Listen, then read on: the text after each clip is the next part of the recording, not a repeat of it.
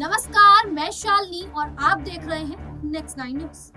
आम आदमी पार्टी के मुखिया अरविंद केजरीवाल अभी फिलहाल जेल में बंद है। ऐसे में आम आदमी पार्टी की जो कमान है वो कहीं ना कहीं सुनीता केजरीवाल यानी कि उनकी जो पत्नी है वो संभालती हुई दिखाई दे रही है। आपको बता दें कि पार्टी को मजबूत करने के लिए और हरियाणा विधानसभा चुनाव के मैदान में उतरने के लिए यहाँ पर जो सुनीता केजरीवाल है वो रोहतक पहुंचती है और वहां पर बदलाव जनसभा को संबोधित करती है।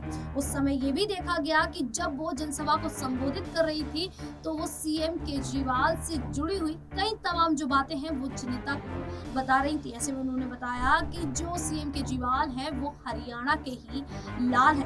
वो ये भी बताती हैं कि किस समय उनका जन्म हुआ। उनका कहना है कि यहाँ पर जो हिसार है वहां पर सीएम केजरीवाल का जन्म हुआ, पालन पोषण हुआ और ऐसे में वो वहीं के लाल है। और जिस दिन उनका जन्म हुआ था उस दिन कृष्ण जन्माष्टमी भी थी। तो ऐसे में वो तमाम जो बयान है, कई बातें जो है वो जनता के सामने पेश करती हैं और क्या कुछ कहती है, देखिए इस मुद्दे में। आप सबको क्या पता है कि दिल्ली के मुख्यमंत्री अरविंद केजरीवाल जो मेरे पति हैं वो हरियाणा के ही लाल हैं।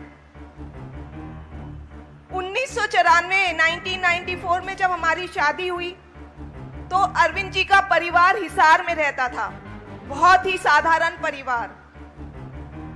उनके पिताजी वहां नौकरी करते थे। अरविंद जी का जन्म हुआ सिवानी गांव में, लेकिन उनकी परवरिश, शिक्षा सब कुछ हिसार में हुई। कोई सपने में भी नहीं सोच सकता था कि ये 20 साल बाद ये लड़का जाकर दिल्ली का मुख्यमंत्री बन जाएगा। ये कोई मामूली बात नहीं है, किसी चमत्कार से कम नहीं है ये। अरविंद जी का जन्म 16 अगस्त 1968 में हुआ। आपको जानकर ये आश्चर्य होगा कि उस दिन कृष्ण जन्माष्टमी थी, यानी भगवान श्री कृष्ण का जन्मदिन था। ये महज इत्तेफाक नहीं है, बहुत बड़ी बात है। मैं बहुत बार सोचती हूँ, मुझे लगता है कि जरूर भगवान जी अरविंद जी से कुछ करवाना चाह रहे हैं।